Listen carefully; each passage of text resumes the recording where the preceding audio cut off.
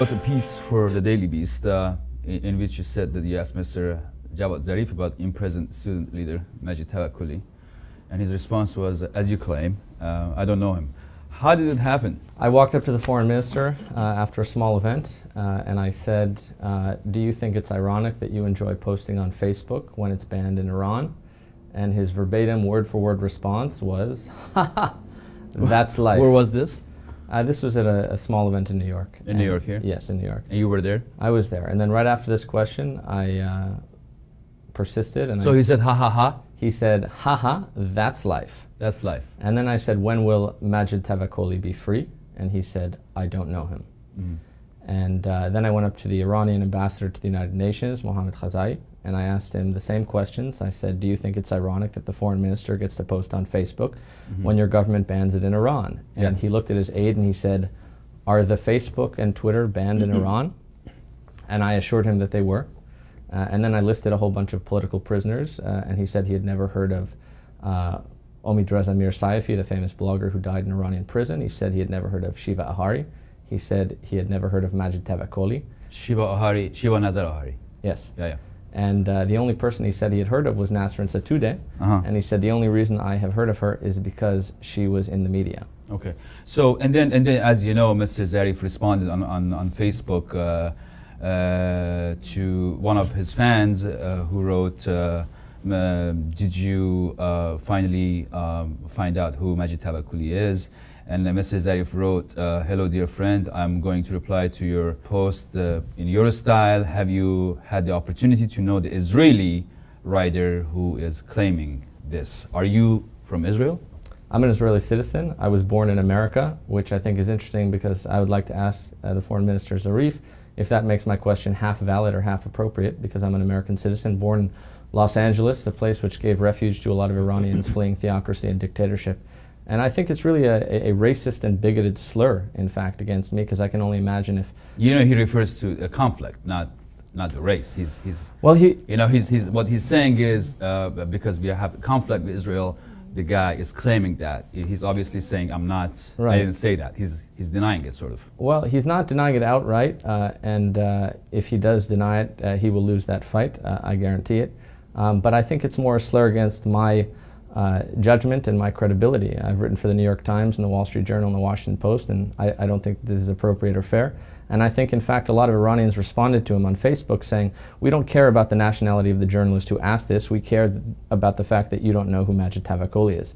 Hundreds upon hundreds of people wrote that. Are you sure he wasn't joking, though? Wasn't he? Because he said, ha-ha, and then Mejid Tokeli, ha-ha. He might be joking, right? It sure didn't seem... Mejid Tokeli is very famous. Everybody knows He is very famous. But, you know, I think that this is a standard attempt of representatives of a dictatorship to shift attention away from the human rights issues that they should be confronted on. And in fact, when the ambassador, he started quizzing me about other countries.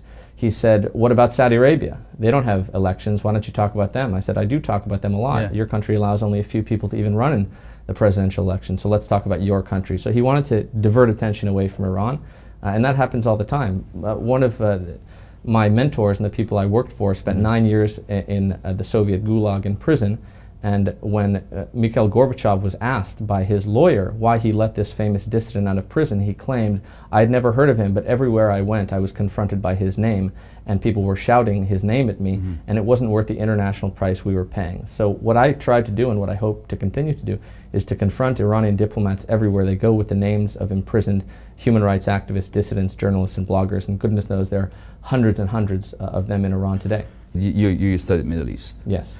Can you name, you know a lot of political prisoners in Iran. Can you name 5 political prisoners that there are in Israel right now? I don't. You named like 5 of them randomly. Yeah. They were all correct? There are no prisoners in Israel currently. There is no political prisoners in Israel right now? There are no prisoners who are there because of their opinion about a political subject or criticizing the government. There are people in prison who are there because they're suspected of terrorism, because they're related to an extremist group. There are lots of prisoners there. But all of my work focuses on dictatorships, not because there aren't problems in Israel. There are human rights issues in Israel. which I hope are confronted. This is a little bit tricky here when you have a dual citizenship and you're from Israel and you don't confront Israel on the human rights issue and you only human rights, for instance, Iran and Saudi Arabia. Isn't that a sort of a double standard? I don't think so at all. I think that all citizens from throughout the world should be fighting to expand human rights and to protect individual freedoms such as freedom of speech, association, and religion, no matter where they come from. So if an Iranian wants to fight for human rights in America and expose human rights violations in America, they should do that, and it doesn't impinge upon their credibility because they happen to hold a certain citizenship, they happen to hold a certain passport, or they happen to have been born in a certain country. All of us have a duty to work to expand human rights, and the approach I've taken is to start with the worst of the worst. Not the place where it's the sexiest to work, not the place where there's lots of other people working there, but in the places that are the darkest corners of the world. And I consider Iran, with thousands of political prisoners who are there specifically for criticizing the government, for writing a blog post that someone doesn't like on the internet, that's an extreme human rights violation. Rouhani's been in office for 3 months. Yeah. What do you expect him to do in 3 months? Well, I expect him to work very, very hard to free the political prisoners. I think he has the power to do that. I think he has the power to grant them clemency, to let people like Shiva Ahari out of prison, like Mejid Tokeli out of prison. When that happens, I may begin to change my mind. Majority of people who voted for Rouhani, they like what ظریف is doing right now, and they like his tone, the way he talked to West, and all that. And they are very optimistic. He's very active on Facebook, even though, you know, we raised even that issue in this program too, that why you can use Facebook and people in Iran can't do it freely. Mr. Rouhani exchanged a tweet with the founder of Twitter and all that. Are you optimistic too? Do you want to help this process? Do you want to help peace? What do you want to see? What do you see in Iran's future? What's perfect for you to see in Iran? I think that Iran will become more free over the long term. I think that it's hard to stop the Iranian people. You can't keep them down forever. I have so many wonderful Iranian friends who are so committed to the cause of human rights in Iran. And I don't think that this regime will last forever. I think it will open up in the near term, and I wish them every success in doing that. The way American government changed the tone and welcomed, I don't think Netanyahu welcomed. Well, look, you can ask that to geostatisticians. I'm here as a human rights activist, as the head of a human rights group. I have my own personal opinions about geostrategic issues, but they don't really impinge upon my work trying to open closed societies around the world, whether that's in China, Iran, Syria, or North Korea. And so I think that Iran does have a more hopeful future ahead of it, but there needs to be a lot more global pressure, even on people who may say one thing, because we've seen dictators and autocrats throughout history have always spoken a nice game.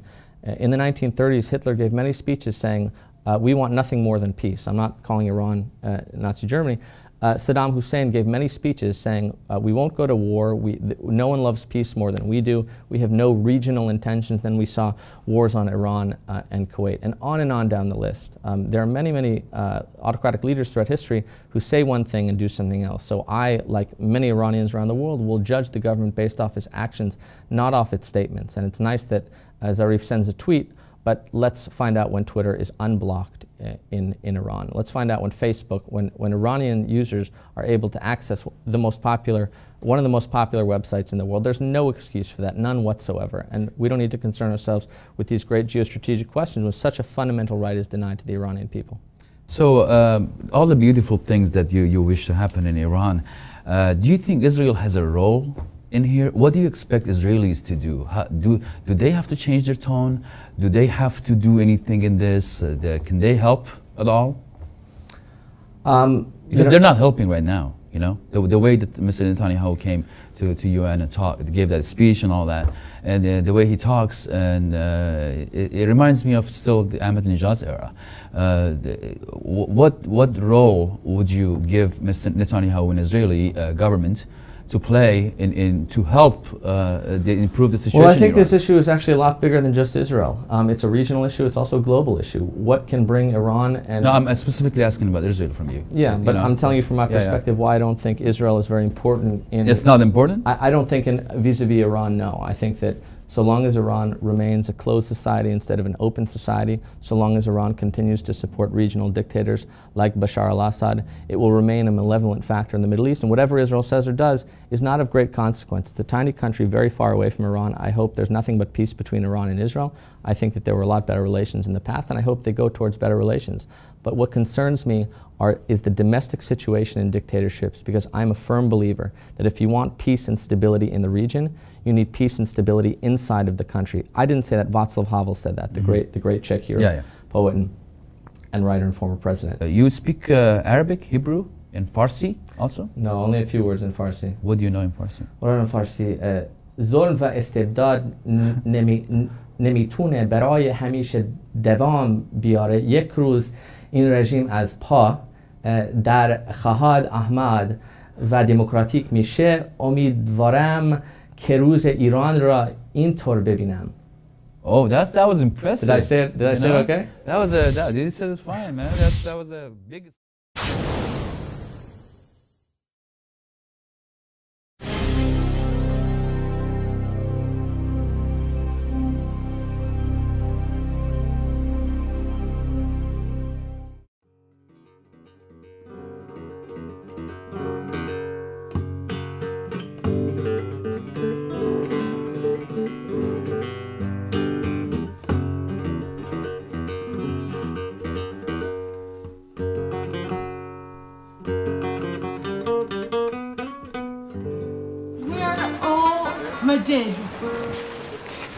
Mujid Tokkeli is an Iranian student fighting for a better society for himself and others in Iran.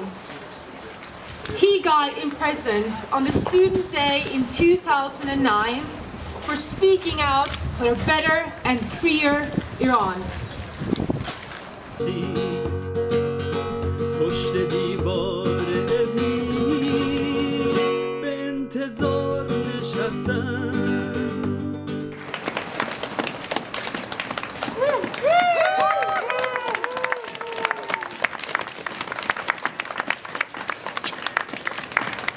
تابستانی من با من و همراه من چوب الف بر سر ما بغض من و آه من تر شده اسم من و تو روتنین تخت سیاه ترکه بیداد ستم مونده هنوز رو تن ما دشت بی فرهنگی ما هرزه تموم. Mujid has become a symbol in the fight for democracy and human rights in Iran. And in Iran, there is a strong need for people who have the courage to speak up against the regime. Unfortunately, Mujid is not the only one who is imprisoned for using his freedom of speech. Since 2009, Amnesty has recorded that more than 600 students and lecturers have been imprisoned for being a threat against the regime. We encourage you to go online on Amnesty's website, where Amnesty have a petition, and sign a petition focusing on Iranian students, where we demand the release of all students imprisoned for using the freedom of speech. Thank you.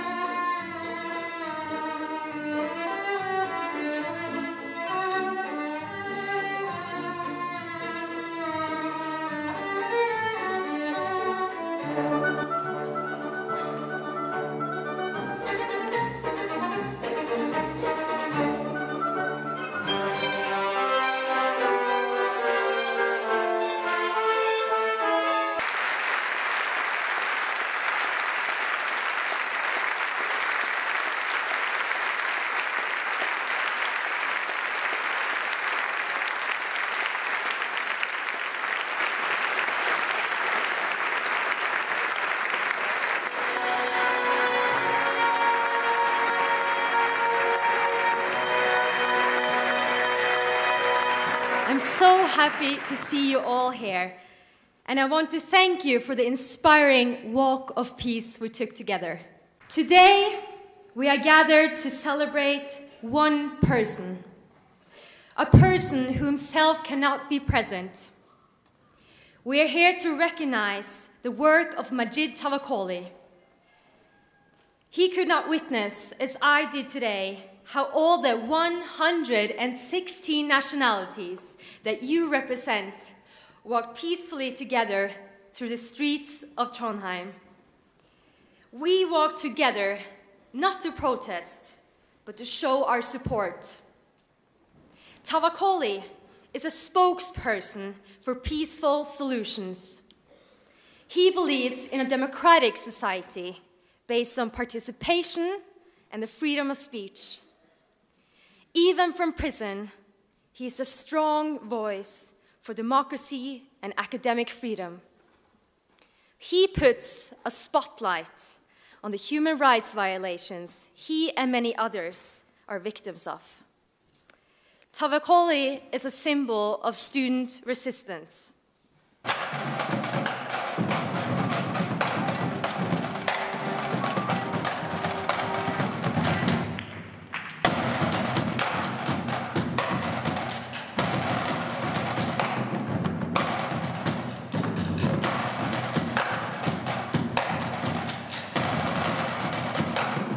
Majid Tavakkoli is a role model for all students dedicated to the promotion of peace and democracy around the world.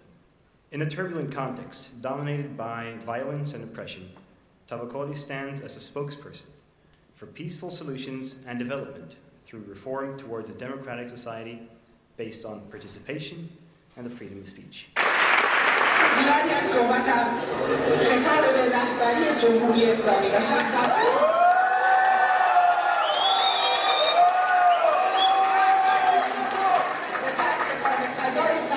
به حدیه که دوستان تحکیم از من خواستن که در باب رهبری و شخص آقای خامنه‌ای که شاید چند روز آینده در دانشگاه علوم و صنعت حاضر بشه صحبتی نکنم. من از همه عذر میخوام. ما دوست نداریم خودسانسوری، رمالی و رویه حاکم در جمهوری تبدیل رسانه ملی به مولد حاکمیت و پر شدن زندانها از آزاداندیشان و شکنجه دانشجویان در بند و زندانیان.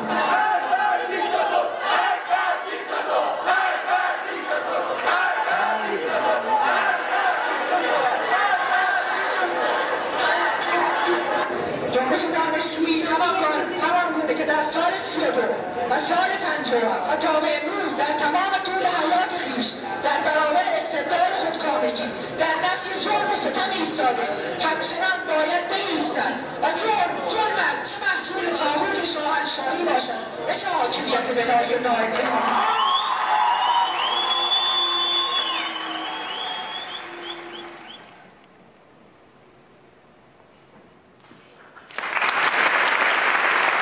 We're so threatened by Majid Tavakkoli, a peaceful 23-year-old student who just spoke about the fundamental human rights and for what they put him in solitary confinement and sentenced him to 9 years in prison and lifetime ban from education. Majid, thank you very much.